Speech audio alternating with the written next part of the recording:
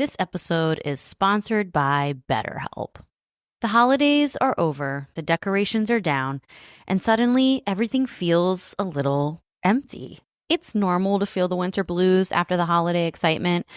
January, February, and March are by far my least favorite months of the year. It's cold and dark, and I have to get some extra vitamin D on board.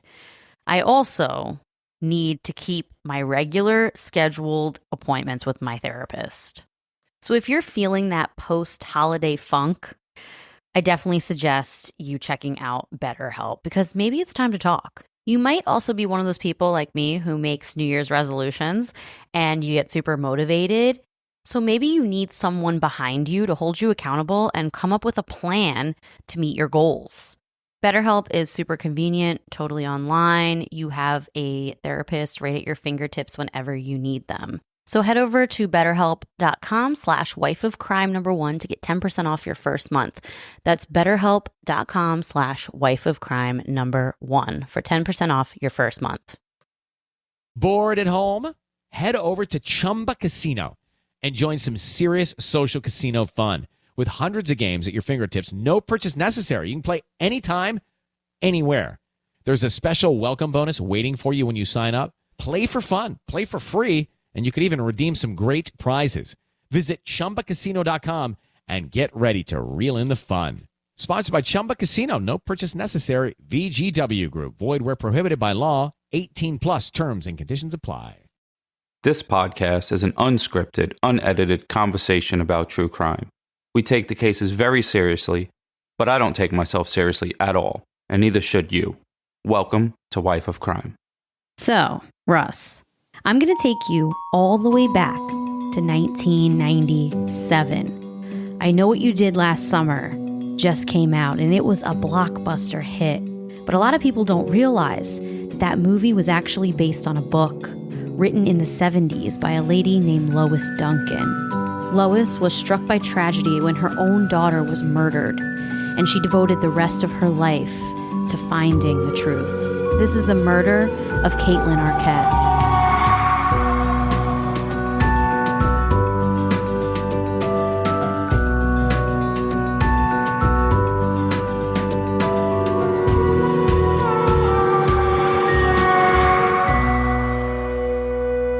Hello, everyone. Welcome back to Wife of Crime, a true crime podcast where I tell my husband, Russ, true crime stories, and he reacts to them.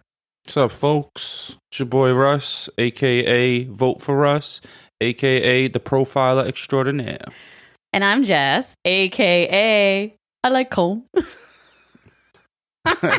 You are the kid. I like cone. I like cone. I love that kid. And it's so funny they're making all these like songs with his, interview. They've turned it into a song. It's funny because people have sent that to me saying that it's you. Well, They're only like, because Jess. You've talked about how much I love corn on the cob. No, it's how you devour corn on the cob. It's like nothing you've ever seen. There's like cob nuggets on her chin and on and the side of her mouth. And, she just loves her some elote. I love elote. It's my favorite food of all time. Yeah, how about that time you bought the biggest bag of elote cheese just for like 3 cones? 3 cones. Elote is my favorite food of all time, ever in the entire world. All right, so also one other thing. It's crazy that I've been sitting in the cleanest house I've ever sat in my entire life this past few days. And why is that? It's because the house is normally pretty clean, but Jess is addicted to cleaning TikTok videos. I'm addicted. So 13-year-olds have been teaching Jess how to clean all week. I don't know why. There's just something so calming. It like calms my anxiety to watch these clean talks where people are taking like a messy house and then they do like a 3-minute video and then it's spotless at the end and it's like relieving all of my anxiety. Who needs therapy anymore? I just need to watch cleaning TikToks all day. But you know what? If you cleaned as long as you watch these videos, oh my God, this house would be squeaky. It would be. I mean, I'm pretty clean. Like the floors would sound like a gym floor in an NBA game. Well, they'd be that squeaky. I'm a pretty clean person. We live in a clean house, but our house has been extra clean lately. I highly suggest if all of you have anxiety or have any, like you feel overwhelmed in a messy environment, watch cleaning TikToks. Thank me later. It's so good. All right. So one other thing too is you have a lot to bring up this week. Yeah, none of it's like very important. Okay. So we told you guys about the trip when we went to the Poconos. Yep.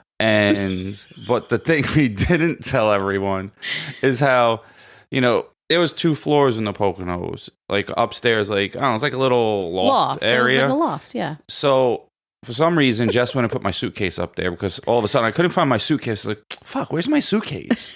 And for some reason, she thought it'd be cool to just put it up there. Like, wives just move your shit for no because we reason. know what's best. Wives know what's best. Well, this worked out better for me than you. So I went up there earlier in the day for the loft. God. And I was going down the stairs, and I'm like, man, these stairs are like kind of small. They don't like fit your foot. Like a lot of your foot hangs off. And I was like, I better remember that. It's like I could fall. So maybe about 3 minutes later, I hear boom, boom, boom, boom, boom, boom, boom, boom, boom, boom.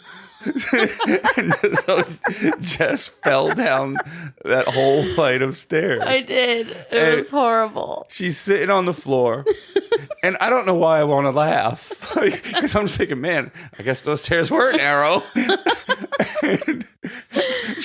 And I'm like trying to pry and holding my laughing a little because she's alive. Like she's sitting on there, and I'm like, man, how'd that happen? I'm like, did you tumble sauce down?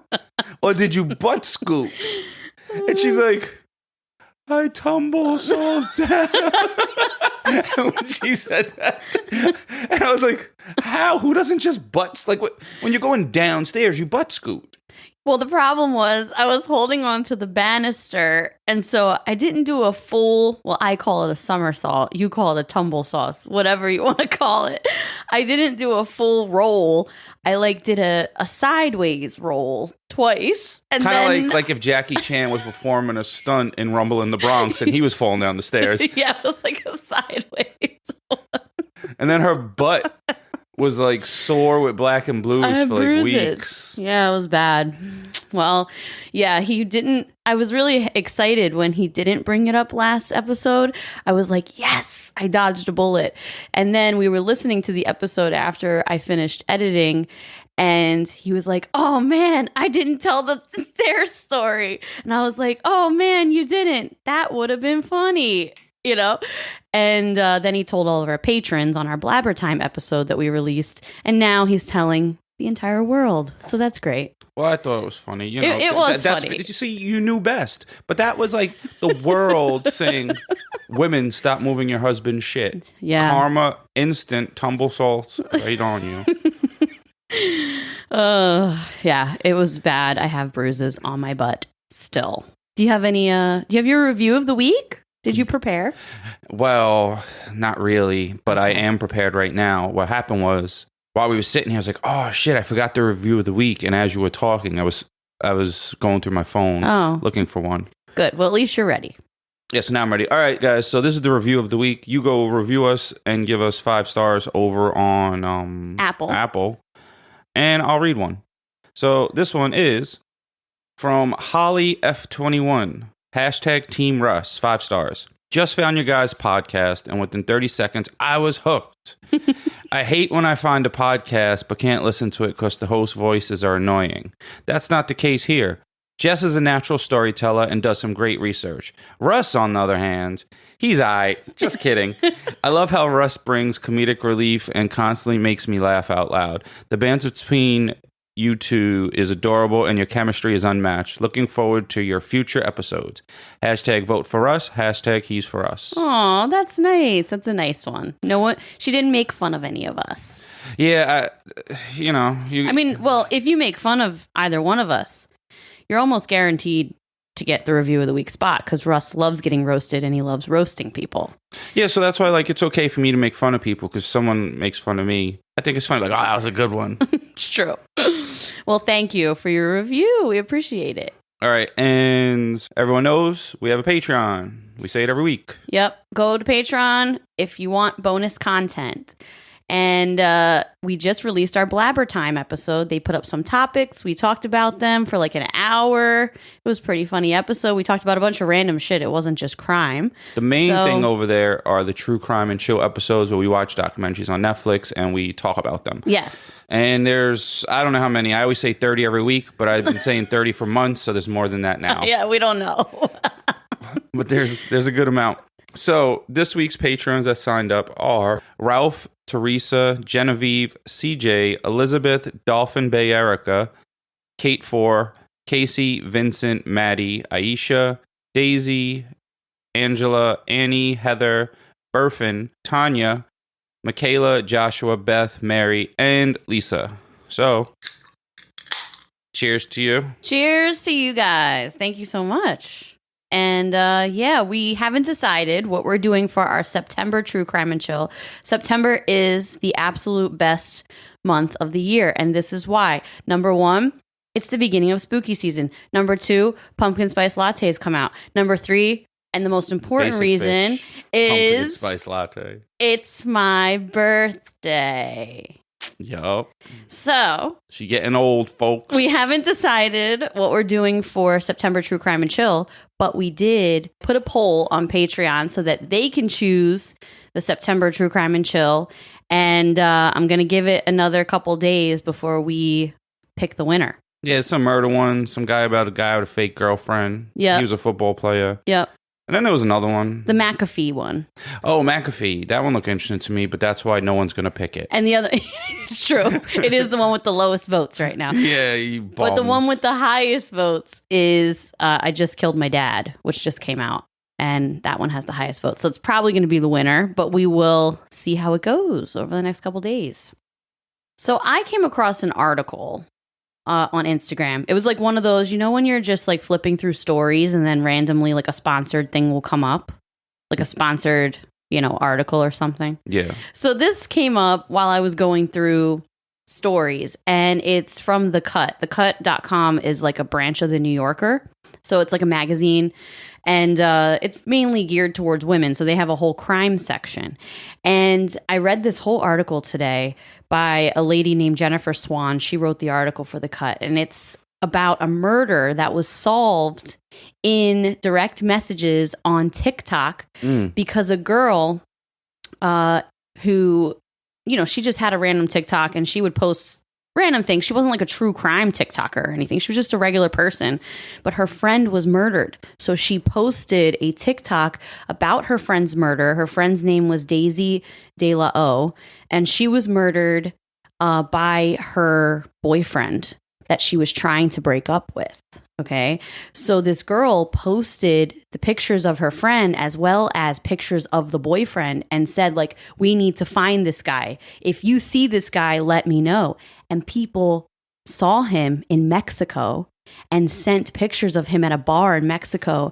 And the cops ended up getting to him from this tip from somebody who sent her a DM on TikTok. Wow. And it was just a really amazing article. And it just shows the power of social media and the power of getting cases, like getting the word out on these cases, and how important social media is for like victim advocacy and helping solve cases and keeping attention on these murders so that they can get solved quicker. Because honestly, it does put pressure on the cops. We saw it with Gabby Petito. That all the pressure that was in social media really, you know, helped aid in getting this case solved quick. So I found that article super fascinating.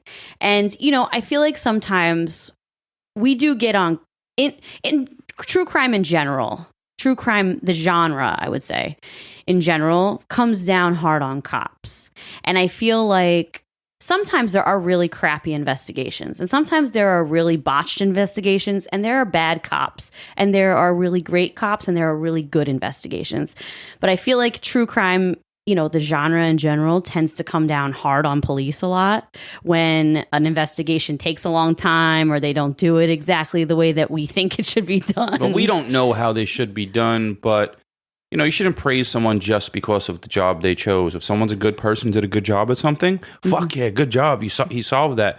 But if someone did a shit job and they didn't cover up the crime scene and let all the evidence go to shit, that's like, look at this idiot. I watched 27 episodes of CSI. I know what I'm talking about. Yeah, I'm a profiler. Yeah, forget about it.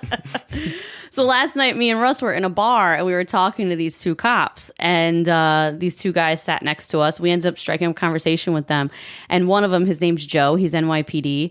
And he was telling us about how they get all of these stray dogs that come to the precinct and how he works so hard at finding these dogs homes before they end up going to the ASPCA. Yeah, he was trying to see, like, goes to his phone, he calls everyone, he's sending pictures, he's like, anybody want this dog? And I was like, that's pretty cool. Yeah, it is. And I feel like he goes above and beyond, and he has pictures. He follows up with the families to see how the dogs are doing. Yeah, he follows up with them. And, we just had a really good conversation with these guys. And honestly, they were very reasonable.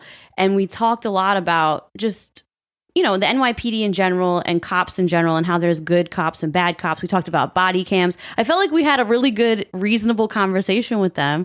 And it was nice to talk to them because when you don't have law enforcement in your family or like close friends that are law enforcement, it's easy to just pass a lot of judgment about things.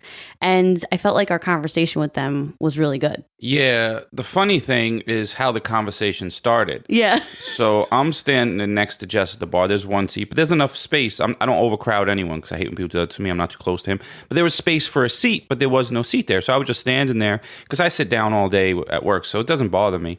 But then he says like, oh, you want to need room or something? I was like, no, I'm good. And then he goes, are you a cop? And I'm like, no, I'm not a cop. I get that all the time. I'm like a 6-foot white dude. He's a cop a lot. And I have like a fade sometimes, like when my haircut's new. And I'm not lazy. So like I get that all the time. Mm-hmm. And I was like, nah, no way. Yeah. And then we ended up talking to them for a while, and it was a really good conversation. Yeah, I would never be a cop. I don't give a shit what people are doing. Yeah. Maybe that's why I'd be a best cop. That's true. I was like, 20 years, I'm out this motherfucker. So anyway, I just wanted to bring up that article and talk about how sometimes when an investigation takes a long time, families get really upset and they'll turn to like social media, asking for justice and asking for the public's help because they don't feel like law enforcement is really doing everything they can to push the investigation forward. And this article happens to be very related to the case I have this week. So this week's case is actually a suggestion from a listener, and her name is Margie. She sent me a DM. It goes down in the DMs. And I had never heard of it before, right? And I was immediately intrigued just based on the quick description she gave me, okay? So Lois Duncan was a famous author. She wrote young adult crime thrillers. Is she related to Tim? No. She wrote young adult crime thrillers in the 1970s and 80s. And she's been called by many people the pioneer of teen crime thrillers. Is that like Nancy Drew and them? No. So one of her most famous books was later made into a movie in the 90s. Scream. No. Close. A movie we 80s babies will all remember came out after Scream. I Know What You Did Last Summer. Oh. So she wrote They had those 37 parts of that. Well, yeah, but she wrote the book I Know What You Did Last Summer. It was like, I still know what you did last summer. I really still know what you did last summer. I really, really, really still know what you did last summer and the one before. Like, it got really stupid with the names. It did get really stupid. It's so true. But I would have kept it going for the money, too. That's true, yeah. Well, this teen slasher starred Jennifer Love Hewitt, Sarah Michelle Gellar, Ryan Felipe, and Freddie Prinze Jr. Like all the teen heartthrobs at the time. That gave me a headache listening to their names. Everyone probably remembers the famous part of the movie where Jennifer is out in the middle of the street and she's like turning in circles and she's screaming, "What are you waiting for, huh?" He's just out there and he's watching us and waiting. What are you waiting for, huh? What are you waiting for? Remember that part? A little bit. Yeah, like that's like the most famous part. So while the movie was a blockbuster hit, like Scream, which came out before it, was actually very different from the book. A lot of details were changed. And many say that not only was the book's story like way better, but they had wished the movie producers just stuck with the original version, because the version where the dude with the hook runs around killing and hunting all of them, it was nothing like the original book. And everyone thought the original book was actually a lot more creepy, the story, because it was very different from the movie. Well, everyone who reads books always says that. And like, I read the Hunger Games book. Well, I listened to them because Jess told me they were good. They were all right. And then she was like, you're going to be disappointed with the movie. And I was like, nah, kind of matched right up. You got to leave some stuff out because the movie can't go forever. No, but this movie was literally totally different story. Like, half of the story was the same. The premise-ish was the same, but it was really, really different. So when Lois saw the movie, she was horrified at the changes they made. She hated it. But it did work out in her favor because after the movie was released, her book sales skyrocketed. And I'm sure she made a ton of money. So Lois wrote a few very popular crime thrillers, but in 1989, when tragedy struck her personally, her entire life and career would dramatically shift. Lois's own daughter, Kaitlyn, was brutally murdered in 1989.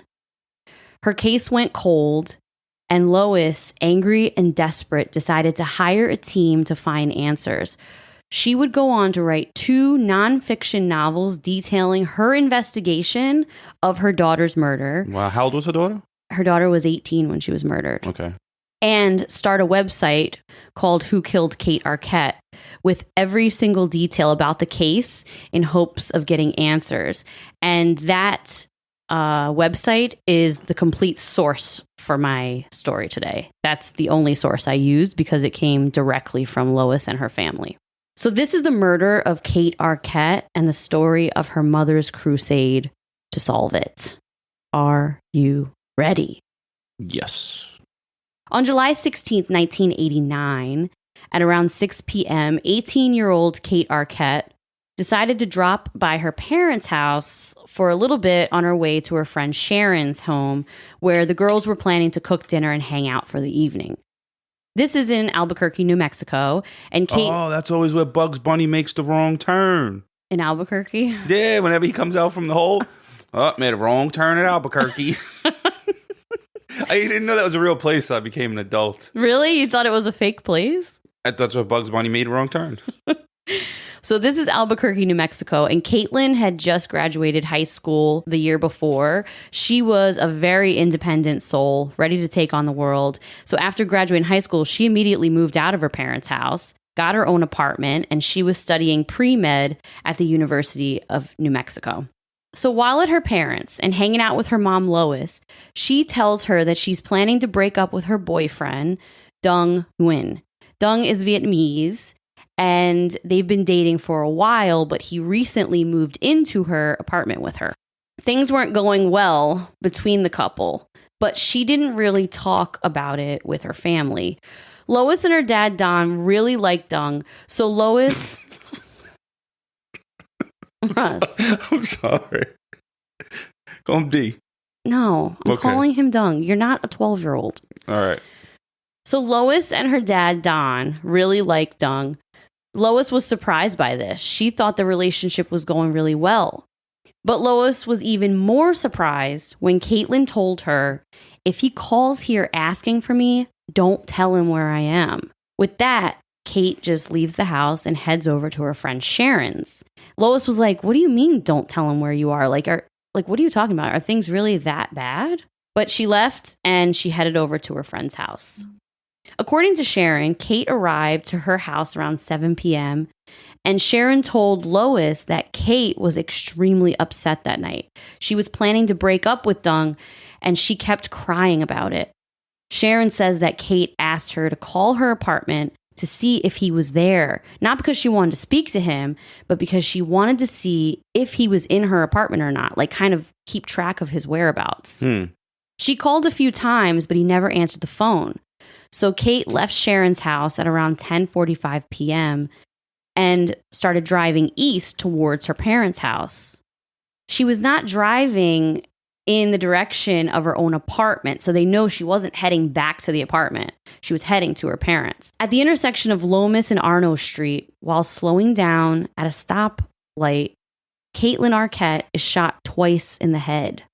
Her car jumped the median and crashed into a pole. Wow, so the car was moving when she was shot? She was like slowing down to come to a red light and was shot. And then it sped through the light, jumped the median, and slammed into a pole.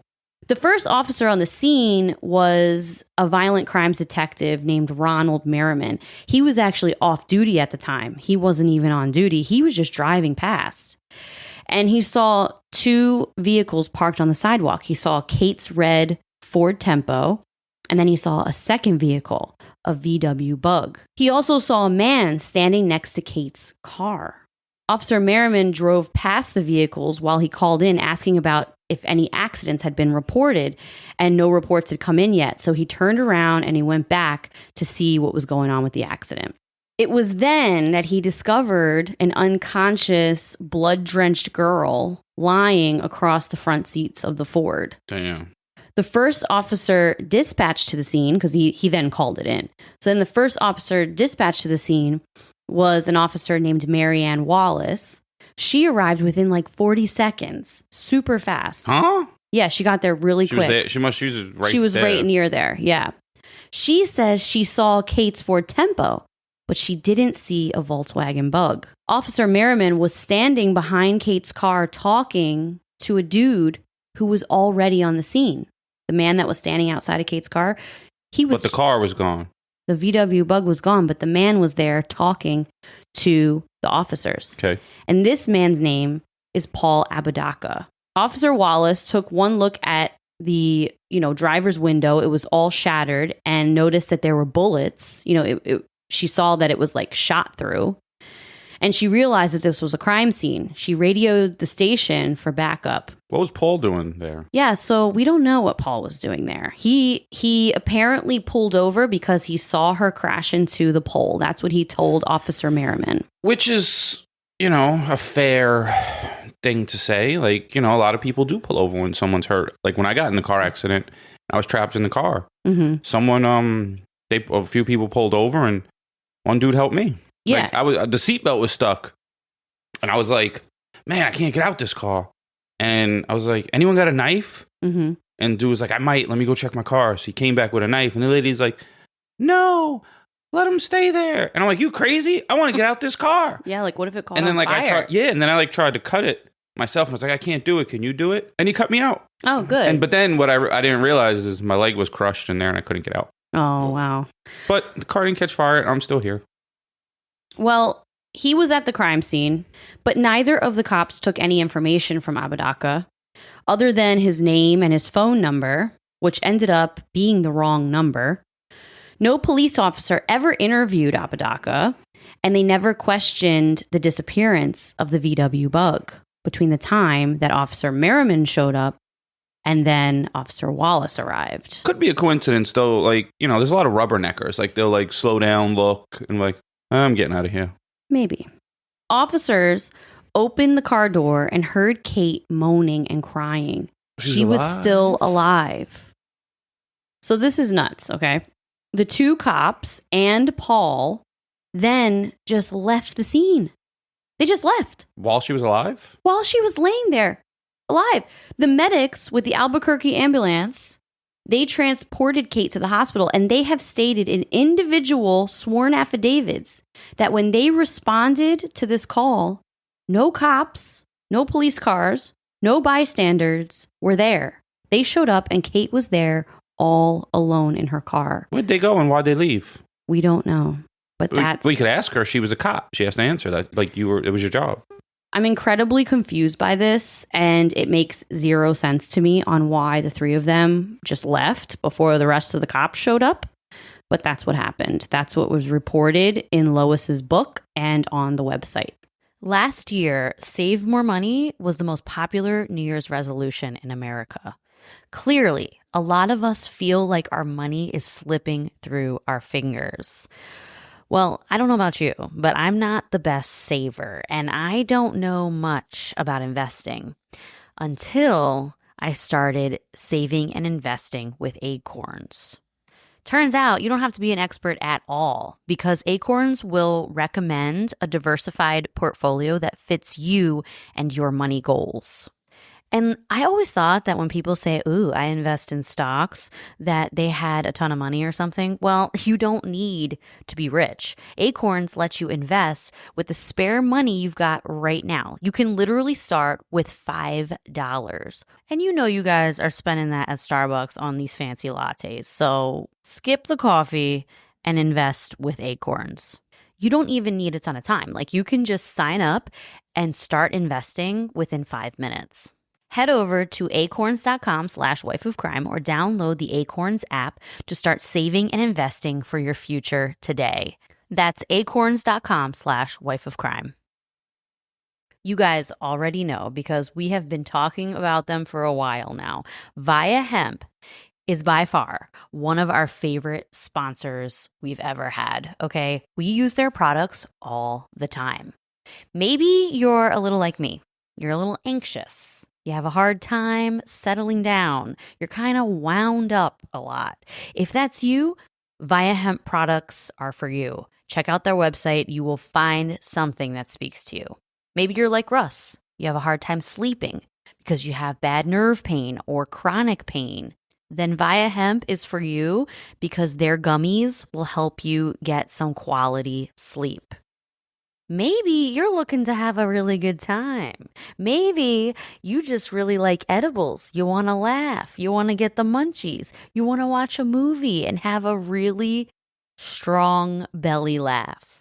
Then Via Hemp products are for you, okay? They're literally for everybody. So head over to viahemp.com, promo code wifeofcrime1 to get 15% off your first order. That's VIIAHEMP.com. Wife of Crime #1 for 15% off your first order. So Lois and Don get a phone call saying their daughter has been injured and is in the hospital. They rush there immediately, and Kate is now in the ICU on a ventilator. Still alive, though. That's crazy. Shot in the head. And still alive. And ran into a pole. Wow. Yeah. So Kaitlyn Arquette will live 20 more hours before succumbing to her injuries. And she died the next day. Less than a week after her death, the family held her funeral. And Dung, her boyfriend, was there. Many people comforted him, but there were also people, including Kaitlyn's mother, that were growing more and more suspicious of him. The day after Kaitlyn died, Lois gets a phone call from Sharon, the girl that, whose house she went over the night of her death. And Sharon says that Dung was involved with the Vietnamese organized crime ring, like the Vietnamese mafia. She said that this organized crime... In Albuquerque? Yes. She said that this organized crime ring was very dangerous and that he convinced Kate to help him with an insurance fraud scheme. She reluctantly helped him, but she was very vocal about the fact that she was never going to do it again and that she didn't like any of his friends at all, and she was actually very scared of them. So on the night of the funeral, after Dung went home, he was rushed to the hospital because he was stabbed in the abdomen. He claimed it was a self-inflicted suicide attempt. He told police he was super distraught over Kaitlyn's death and he wanted to kill himself. Now, that's a really inefficient way to go, and you're not even sure if you're going to die. No, a stab to the abdomen is, very odd. Most men do it in a crazy, violent way, like shooting themselves. I don't know. The whole thing is odd. Weirdly, the same night, Sharon didn't attend the funeral because she too was in the ER for a badly wounded arm. She told the family and police that her own dog had attacked her that day. But Sharon, soon after this, moved out of state, saying that she was afraid of retaliation from the Vietnamese mafia for telling the family about the insurance fraud scams. Because this was a multi-million-dollar insurance scam, scheme that they were conducting. That seems like a pretty legitimate excuse. Exactly. As we go forward, this case is just odd. Even once we get to the end, the details of it are just really odd. And that's the only word I can really use to explain it. It's just very odd. So as the months pass, Lois was getting increasingly more upset at the investigation the police were doing on her daughter's case. She felt like they're not following the leads, not taking anything seriously enough, and she's getting tired of it. So as I said earlier, Lois Duncan was an author of crime thrillers. She studied crime and investigation for research for her books. And although she was no expert in the field, she knew like proper procedures just weren't taking place. So Lois decided to start her own investigation of her daughter's case. This investigation would lead to a multi-decades-long crusade fighting for her daughter. She would write 2 books about the case and start the website. She would fight to have her daughter's case heard on news outlets, and she even got her daughter's case featured on Unsolved Mysteries. Oh, that's to do with the creep voice? Yeah, but it was after he was taken off the show, they revamped the show and it was a different host. I feel like I've asked that question already. Yeah, she was featured on the newer Unsolved Mysteries, not the one on Netflix, but there was one in between. She was determined to find the answer. Throughout the years of her investigation, she found out some very disturbing details that cops just overlooked. I'm going to list them, okay? Mm-hmm. So the man at the scene, right? The dude when the first police officer showed up, the off-duty cop. Phil. The dude that was there, his name was Paul. I knew it was with a P. I guessed. Lois and her team are the ones that found out Paul Apodaca was the first on the scene and that cops didn't question him and simply let him go. And how'd he get there? Was he like, does he live around there? Was he at the store? Was this a busy area? No one knows because cops let him go and never questioned him.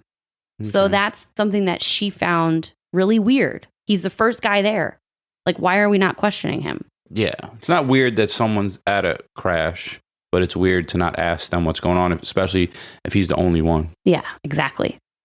The second thing she discovered was that all the details of the Vietnamese mafia and their multi-million-dollar insurance scams that took place, and that her daughter knew about them, took part in one of them, and that Dung was deeply involved. So, you know, the cops say, oh yeah, we knew about that, but they didn't really get deep into it. They kind of dismissed it as saying it was completely unrelated. And at this point, during her own investigation, she hired like multiple PIs to help work with her. And the cops kind of dismissed it and said, no, this was just a random drive-by shooting, like, and completely disregarded you need a little all bit of of this. motive. Like, people just aren't going to drive by a woman. They'll have a target, and sometimes people like that are innocent get shot while they're aiming at someone else. Like, just, that's stupid. That's what she thought too. So another thing she found out was on the night of Kate's death, Lois discovered 3 outgoing phone calls that were made from Kate's apartment. The apartment that was apparently unoccupied.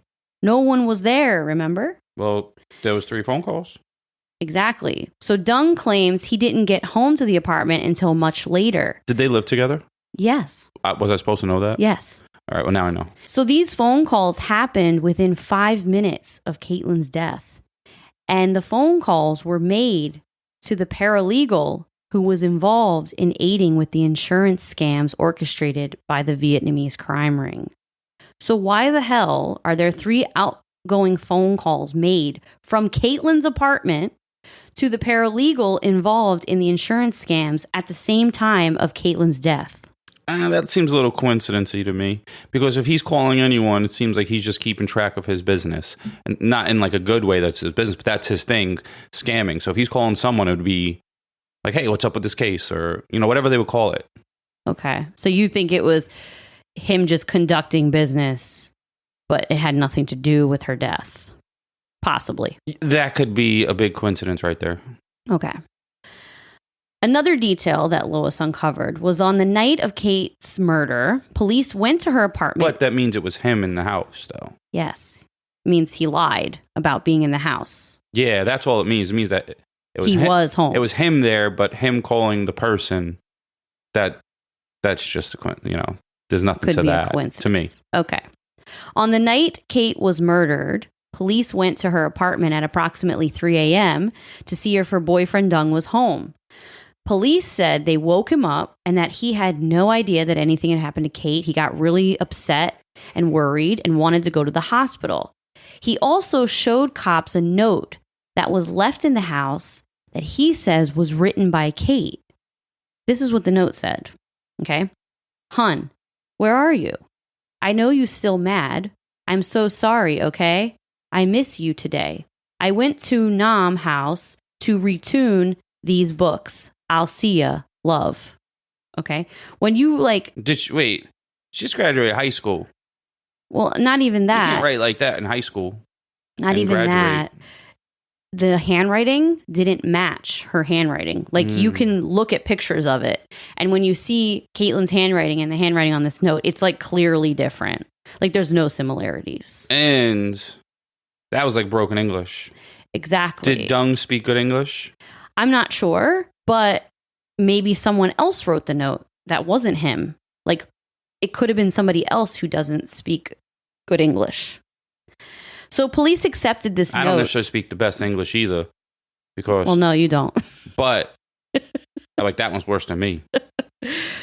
Police accepted this note as evidence that Kate still loved him and was not breaking up with him. Even though Lois told cops, no, my daughter told me she's breaking up with him. She told me not to tell him where she was this night. And her friend Sharon said she was crying nonstop at her house and she was breaking up with him. But the cops didn't want to hear it. They said, no, this note right here, it shows she loved him. Look, this is the note she left that day. So the family said, no, she wouldn't have wrote a note like that. That's not how she speaks. That's not her handwriting. None of it makes sense. And it really upset them. So based on the decades-long investigation, Lois Duncan says she didn't know for sure who killed her daughter, but that most of the information led her to believe that this was the Vietnamese crime ring. She says she thinks they wanted her dead because this insurance fraud operation was making them millions of dollars. She was adamant about not being part of it, and she was now adamant about breaking up with Dung. And they thought, Lois thought that she was a risk to them and that they had her killed. Could be. They could be like, oh, she's going to tell because she doesn't like it. Exactly. It's a possibility. So Lois Duncan completely stopped writing crime novels after this. She went on actually to write children's books instead. One of her children's books also got turned into a movie. It was called Hotel for Dogs. It was like a Disney movie or something. She unfortunately suffered multiple strokes later in her life, and she died at age 82, never knowing the final conclusion to her daughter's case, never having answers. But... Oh, thank God. I thought it was going to be unsolved. The but means you come with an answer. I'm coming with an answer. It's very interesting. Dong. We now know the answers. Dong, da dong, dong, dong. And the tragic conclusion to this decades-long cold case. As I said before, the whole case is very, very odd. And given the details, I was honestly surprised by how this turned out. It was not the Vietnamese mafia that killed Kate. It was her girlfriend. It was not Dung, her boyfriend. It was not her friend Sharon who moved out of state. It was the dude standing by her. It was a serial killer. What? Who terrorized New Mexico for many years. With a drive-by? Killing multiple women. And this serial killer's name is Paul Apodaca. Oh, shit. He was standing by the car admiring his work. Exactly. Wow, what a twist. My bad, Dong. The man who was the first on scene, the man that cops never questioned, the man whose VW bug disappeared 40 seconds after the first officer arrived. So I'm going to play you the chilling confession from a news clip. It's honestly terrifying. How did they know he was a serial killer of other people? He told them? Did they ever catch him? Before that? No. You're going to hear his confession right now.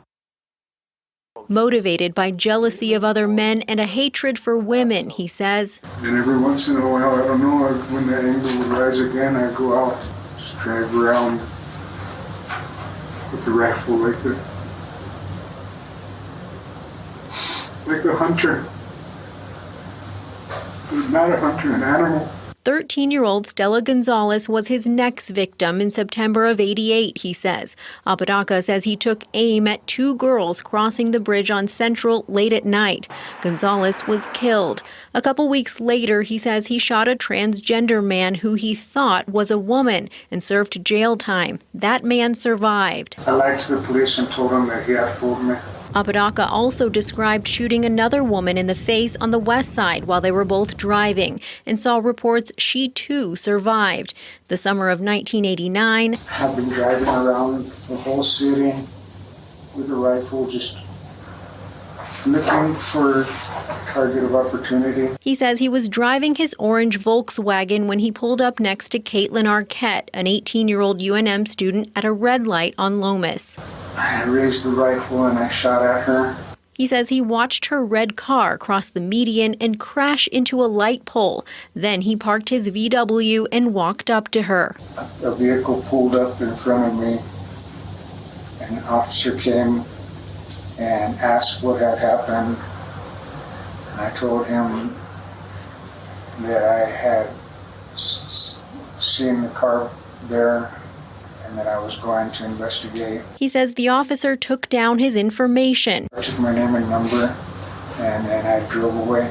In 1995, Apodaca was sentenced to 20 years for raping a young family member and had another visit in prison, an investigator asking questions about Arquette's murder. She was a private detective hired by Kaitlyn's mother. While in prison, he says he read the book Who Killed My Daughter, written by Arquette's mom, Lois Duncan. I thought it was a woman desperately trying to figure out why somebody had done that to her daughter. I spent the last year in jail just crying over all the things I'd done. He says he's tired and wanted to come clean. It's not so much about relieving myself of that as it is to bring closure to the people I've harmed. Gabrielle Burkhart, KRQE Investigates.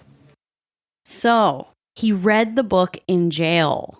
So that's insane to me. What a coincidence that he ends up getting the book of like one of the people he killed. Or did he ask for it on purpose? Or there's only so many books in jail unless he has family sending him books. Yeah, I don't know. I don't know if he asked for it once he heard it came out. Like he did say that one of Lois's investigators came to jail to question him. So maybe he found out she was writing a book after the investigator came and questioned him. So if Lois had not written the book, Paul would have not read it. It would have not impacted him enough to come clean, and Kate's murder would still be unsolved today. Wonder how many people he killed overall. Was it just those people in that interview, maybe? No, he's killed. Well, he shot at multiple people. I think the total number of people he's actually murdered is 3 or 4, but he's shot more than that. It's interesting the way he does it. Normally, serial killers seem to be hands-on. He's almost like the DC sniper or something like that. Yeah, or what's his name from Son of Sam? He just walked up and shot people. Yeah. So it's like, yeah, definitely. But Son of Sam was a little more crazy because he was like saying his dog was talking to him. Yeah. But I more mean like the actual murders. Like it was, you're right, like more hands off. But he said like he was motivated by jealousy of other men and hatred for women. And he would just have this hatred start welling up and welling up. He would get angry and then he would go and kill them. And just like any other serial killer, he would have a cooling off period. And then it would start up again, the anger, which is nuts. What a crazy ending. So Paul Apodaca was indicted for the murder of Kaitlyn Arquette in May of 2022, and he's currently awaiting trial. So it was just in May of this year that he got indicted. Well, that's the conclusion of the murder of Kaitlyn Arquette. And, back then she only had books. She was an author, so she had to write books. But if this wasn't the 80s and 90s, maybe she would have been able to be on social media. And it's kind of exactly what a lot of these families are doing on social media, just in a different way. They're trying to get answers and conducting their own investigations and putting pictures out there. That's what Jesse Perilla's mom is doing. That's what, this girl whose article I read, her friend on TikTok was doing. And I feel like it's just so important to, if you have a family member that dies, that's murdered, like to try and keep that story going so that it keeps getting attention. I know if I die, you better be putting my name out there if I get murdered and it's unsolved. Oh, the whole crime family would be all over the place. Yeah, like you guys better make a podcast. You better make a documentary. You better get my murder solved by any means possible. And I don't care if I'm on a true crime / comedy podcast from the Bronx. I want my murder solved. I would let the crime family solve it, and then I would go take care of it. Yeah. I'd be like, let me know who did it, folks. I'm on it. But it's just interesting, like how powerful social media really can be. Yeah, it's not all stupid politics from relatives that you didn't know that were that annoying until you had social media. It's so true. Like, God damn, I didn't know you were this annoying, because like I normally don't listen when you talk. That's so true. I feel like in the last I don't know, Years. 7 to 10 years, we're really seeing everyone's opinions way too much. Oh my God. And if you ever put a political opinion out there, just stop. You're not changing anyone's minds. Let it go, dog. Well, yeah, so that's this week's case. Just post puppies and make fun of people, like in a funny way. Yeah. You know, true. or like see a friend from that, in high school and be like, damn, homie, in high school you was the man, homie. What happened to you? Oh, well, that's not nice. That was funny. All right, well, I hope everyone has a wonderful week. Check us out on Instagram at Wife of Crime Pod and Facebook at Wife of Crime The Crime Family and Patreon at Wife of Crime Pod and TikTok at Wife of Crime Pod. And that's it. Have a wonderful week. And don't forget to check out merch. Oh, yeah, on wifeofcrime.com. Yeah, we got cool ass merch. Get that beer and wine t-shirt. I'm actually getting myself one. You are, yeah. We ordered it. I think it's cool. All right, everyone. Talk to you later. Bye. I like cone. I didn't think... I like cone.